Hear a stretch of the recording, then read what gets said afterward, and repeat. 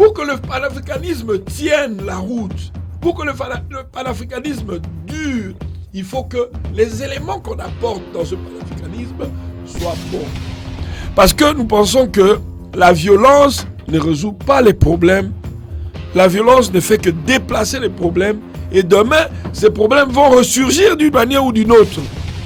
Mais je pense que ce qu'il y a de plus important, que l'on puisse mettre sur pied les préalables d'une éventuelle ou hypothétique négociation. Il faut d'abord qu'il y ait des préalables. Ici, dans un pays démocratique ou dans un pays où il y a la loi, tout le monde est en dessous de la loi. Vous ne pouvez pas être au-dessus de la loi. Mais je pense que ça devrait être savamment étudié par une commission, par des gens intelligents. Évidemment, nous avons indiqué qu'il était impérieux que l'on puisse créer un tribunal spécial pour la République démocratique du Congo. Et c'est très important, comme le tribunal international de l'ex-Yougoslavie, le tribunal d'Arusha pour le roi, ainsi de suite. Il faut qu'il y ait aussi un tribunal comme ça pour le Congo.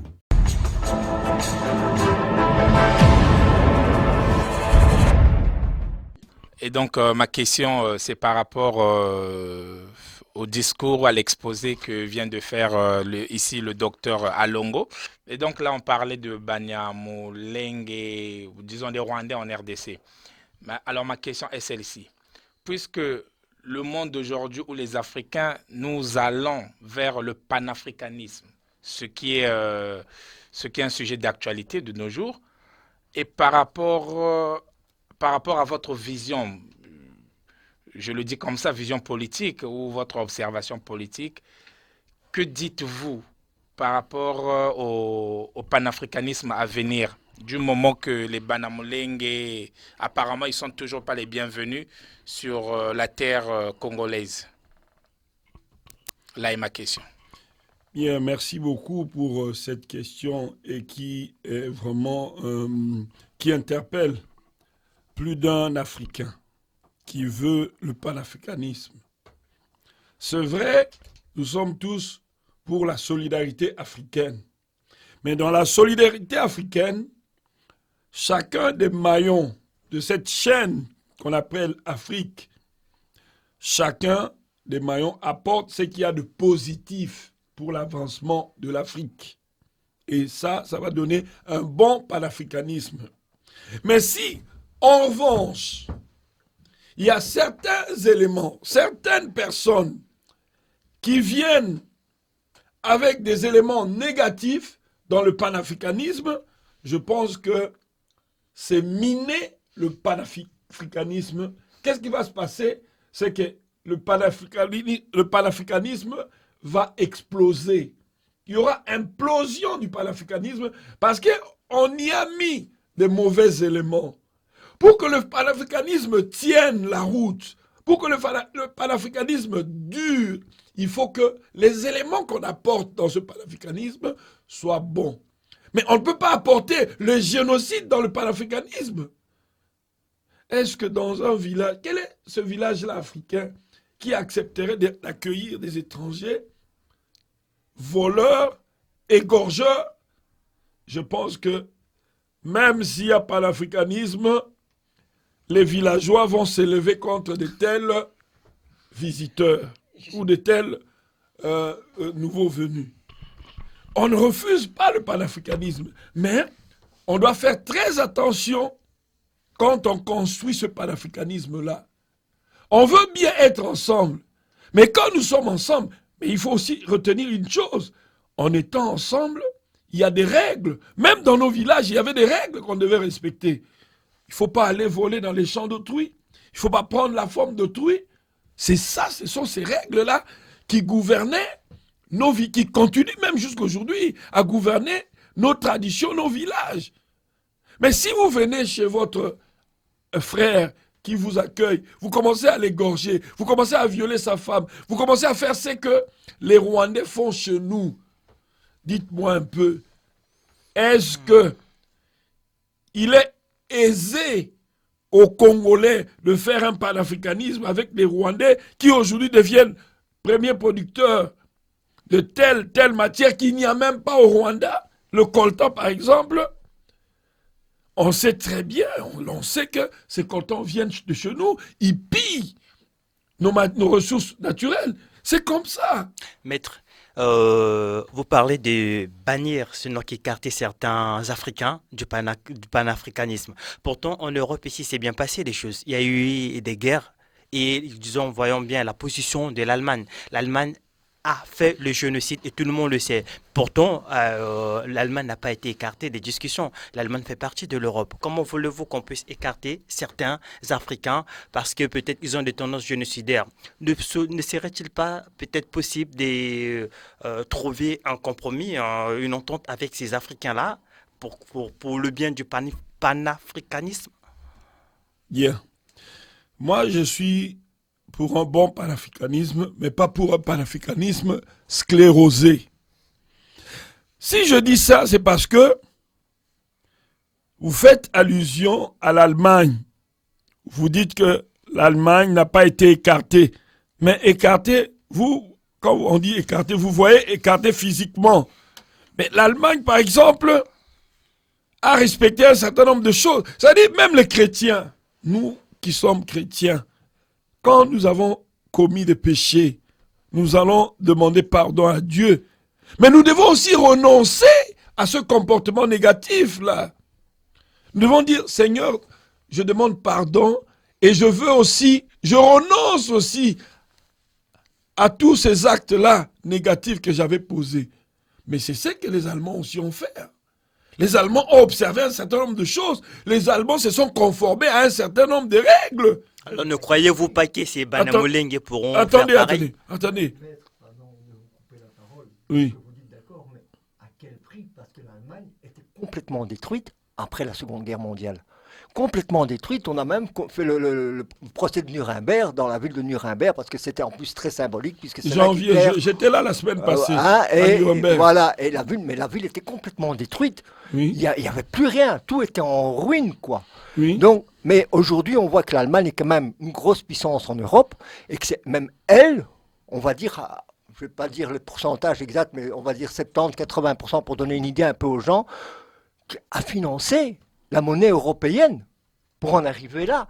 Donc, expliquez-moi, parce que, d'accord, ils ont fait peut-être des pas pour demander pardon dans une certaine manière, mais le mal qu'ils ont fait et la destruction qui s'en est suivie par les alliés de l'Allemagne, je me demande encore à l'heure actuelle si historiquement on a vraiment avancé, quoi. Mais pourtant, ils ont été pardonnés, ils font partie de l'Europe. Ils font partie de l'Europe, donc si on les aurait mis sur le côté, l'Europe n'aurait pas pu se construire. Oui, désolé. Merci beaucoup. Mais je pense que j'étais en train de répondre à cette question. Oui.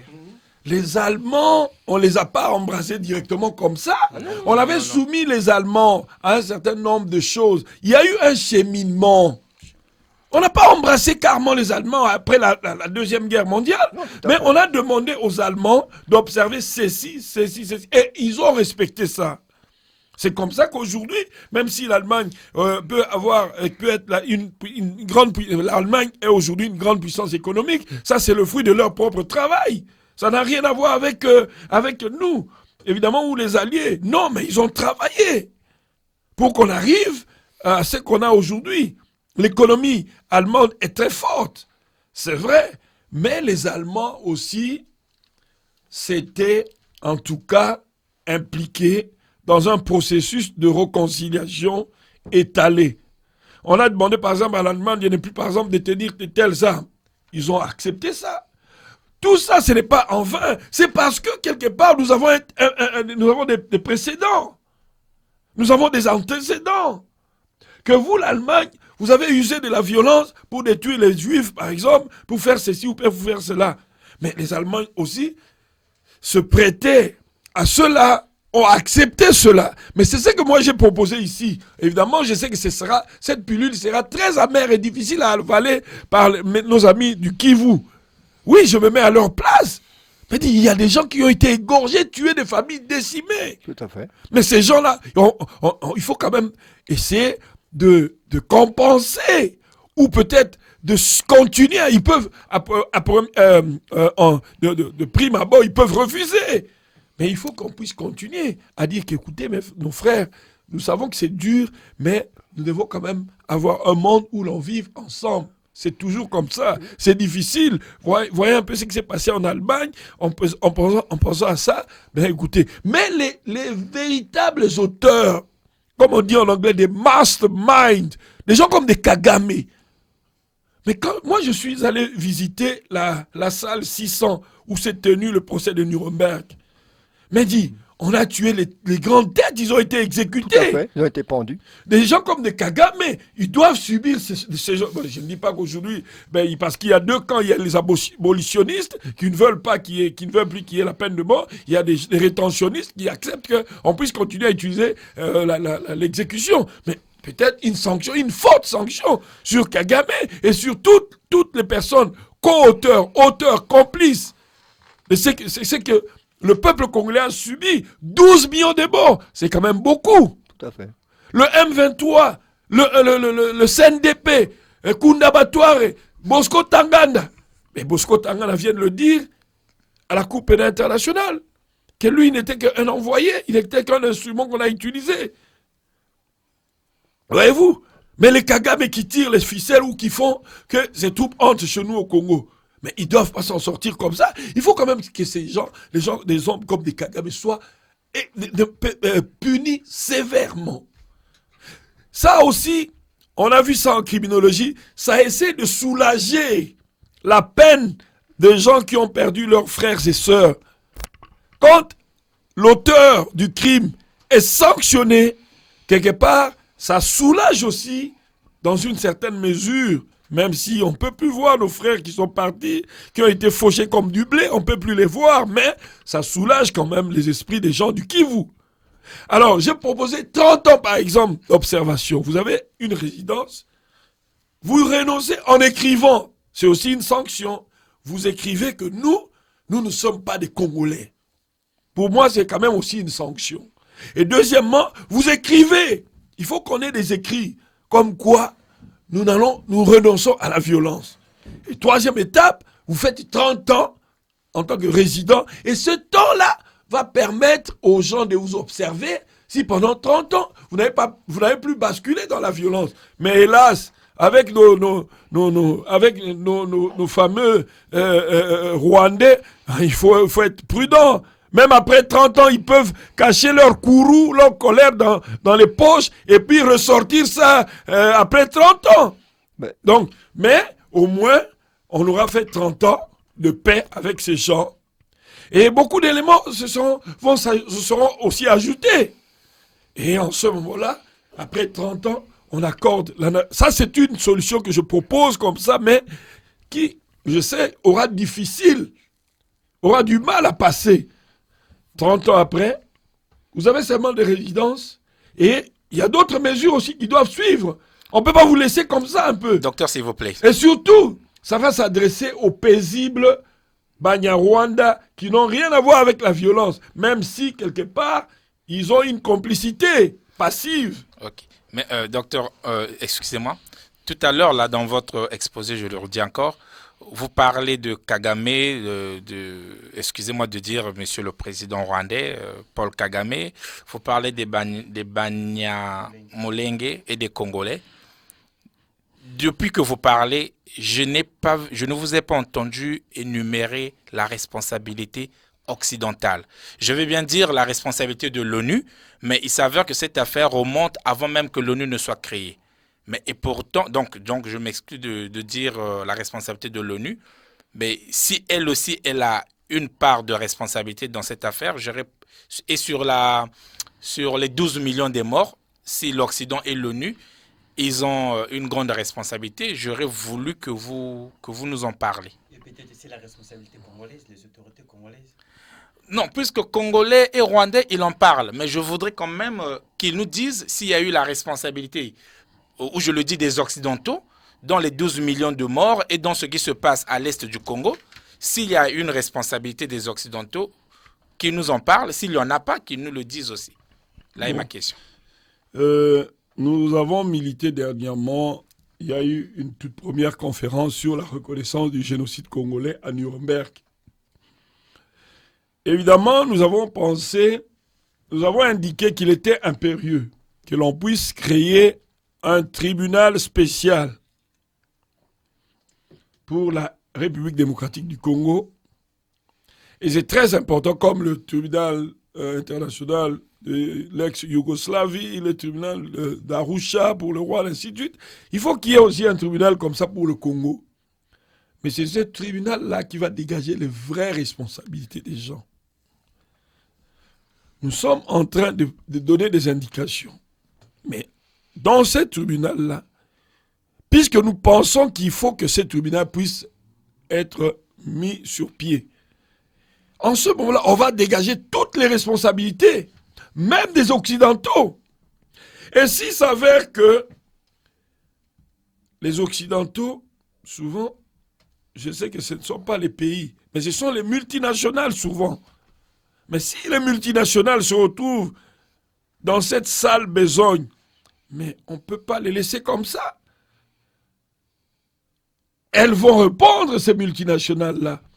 Surtout qu'ici, en Belgique, nous avons la responsabilité des personnes morales et aussi des animateurs. On pouvait évidemment dire que l'Allemagne, c'est une personne morale et les génocides, bon, c'est fini, on laisse tous ces dirigeants-là du Reich. Non, d'Hitler, non, du Führer. Mais il y a eu des têtes qui ont été ciblées. C'est la même chose qui va se passer. Qui était à la tête de cette multinationale pendant que ceci se passait au Congo? Donc, ils doivent répondre de ces faits-là. Ils doivent répondre de tous ces actes. Si leur responsabilité est, bien entendu, dégagée. Moi, j'avais juste une question. J'ai juste une question, mais c'est juste pour l'avenir, parce que je suis un peu inquiet quand j'entends tout ça. Hein, c'est dans l'avenir et beaucoup plus terre à terre, excusez-moi, docteur, avec tout le respect. Ça m'intéresse beaucoup tout ce que vous racontez là. Mais j'ai une question. Quand vous parliez tout à l'heure de laisser 30 ans aux gens pour observer, hein, ok. Mais pendant ces 30 ans-là, je suppose qu'il y a des gens qui vont créer des familles, qui vont avoir des enfants, qui vont naître sur ce territoire national qu'est le Congo. Est-ce que vous allez aussi dire qu'ils ne sont pas congolais alors qu'ils sont nés sur le territoire congolais? Je me pose la question parce que là, c'est une vraie recherche par rapport à l'avenir de ces enfants-là. Eux n'ont pas demandé à naître là, de parents qui n'est pas originaire du Congo, qui pose un problème, et on le comprend très bien, mais ces enfants-là, qu'est-ce qui va en devenir? Est-ce qu'on va les reconnaître comme tels, comme Congolais, ou comme des enfants apatrides? Bien, merci. Je pense que il va falloir mettre sur pied une commission qui étudie toutes ces possibilités-là. Mais de prime abord, je pourrais dire ceci.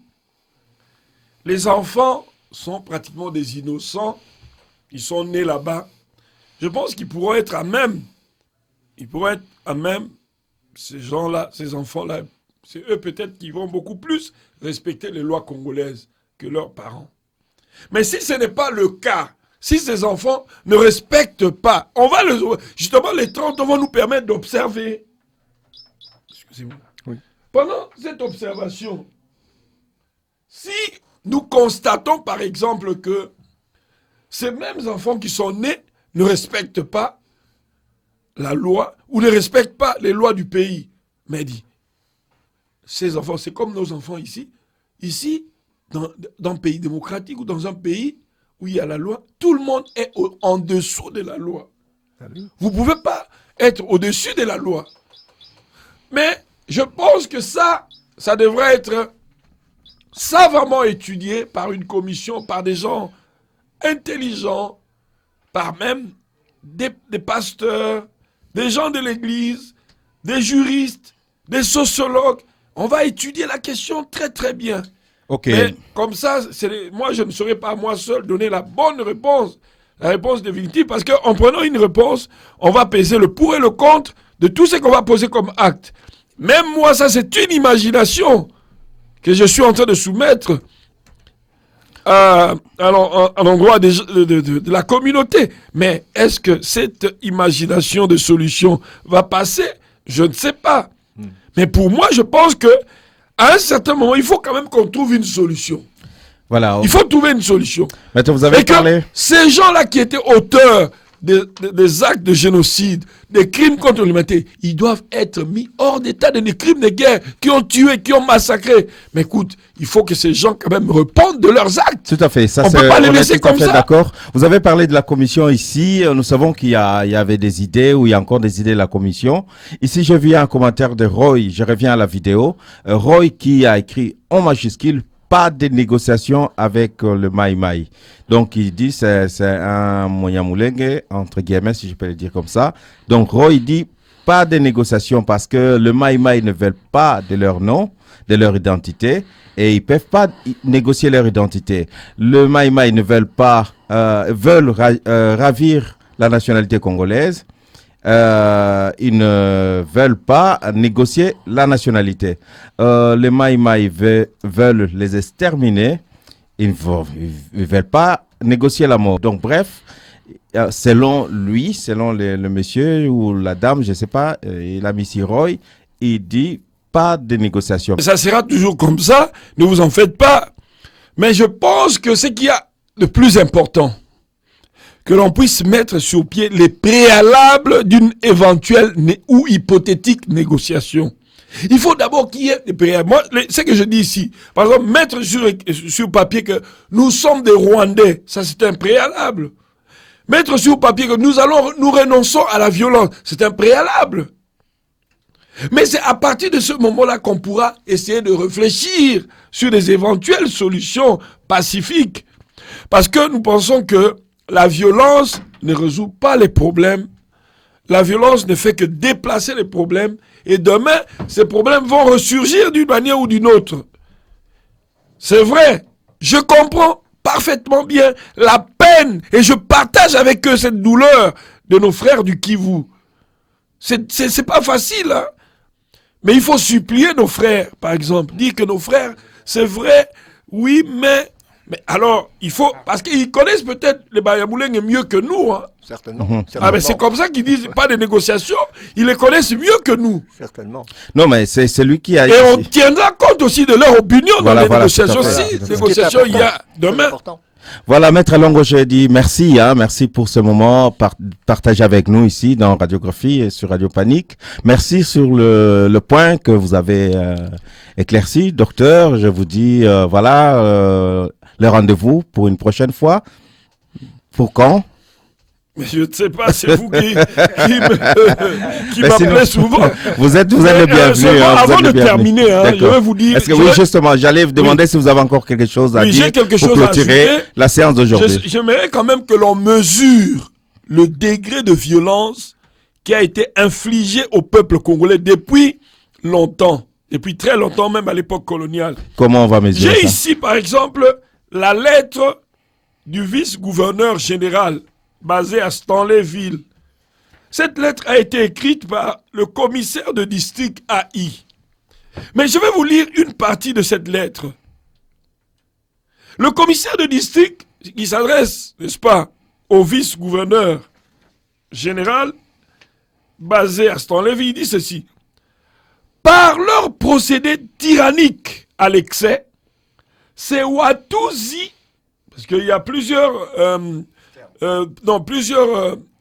orthographes pour les termes, les Tutsis, Watusi, les Tutsis. Bon, il dit, par leur procédé tyrannique à l'excès, ces Watusi, c'est-à-dire les gens qui viennent du Rwanda, ont laissé ici une haine vivace, laquelle n'est pas moindre parmi les populations du lac Kivu, où l'invasion fut repoussée par les Banyabongo.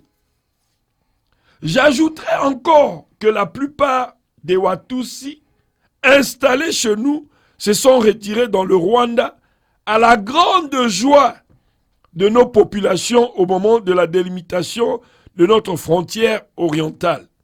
Dès lors, notre politique, ici c'est le commissaire de district, le Belge qui dit, notre politique a toujours combattu l'influence Watusi en pourchassant certains émissaires du sultan qui, malgré notre défense, tentaient encore de venir terroriser la population soumise à notre administration et lever l'impôt chez elle. Vous comprenez un peu? Ça, c'est une lettre qui a été écrite en 1920.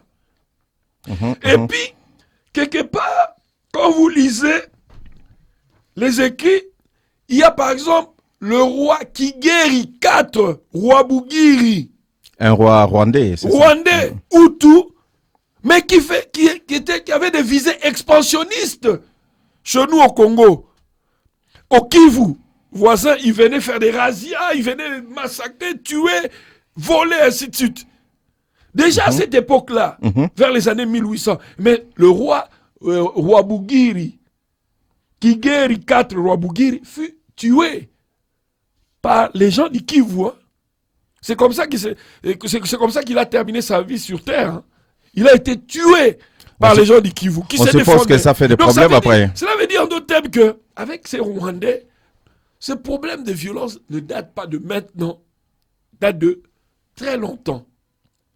Ça ne veut pas dire qu'il n'y aura pas de solution à ça. Non, il faut, si on veut vraiment trouver une solution, il faut bien réfléchir sur tout ça. Voilà. On doit aussi tenir compte de ce que commissaire le commissaire de district ici avait écrit au vice-gouverneur général à cette époque-là, en 1920. Tout à fait. Je pense qu'on va terminer avec cette bonne note. Donc, il faut bien réfléchir à ça, bien réfléchir à la solution. Le temps d'une prochaine vidéo, ça sera pour nous de capitaliser ça en réflexion pour revenir ici avec d'autres solutions ou ces solutions-là, mais encore un peu plus mûres, encore un peu plus élaborées. Et ça sera bien d'avoir ces solutions-là aussi, de co-construire ces solutions avec nos auditeurs ou nos chers internautes qui réagissent si vivement. Voilà, sur ce, Maître Alongo, Docteur Alongo, avec toute l'équipe ici de radiographie, Mr. Maïcha, Fabrice, Mike Laveste, je vous dis donc au revoir et à la prochaine vidéo. Il est sans veste aujourd'hui. Il est sans veste. Il a sa casquette, mais il ne sait pas ce qu'il attend. Il y avait une surprise. Il y avait une surprise, mais c'est pour la semaine prochaine. Ouais, avant de terminer, j'aimerais quand même, je recommande vivement aux gens, à tout le monde, de lire Célestin Guyandila Malengana. C'est un ancien professeur à l'université de Kinshasa.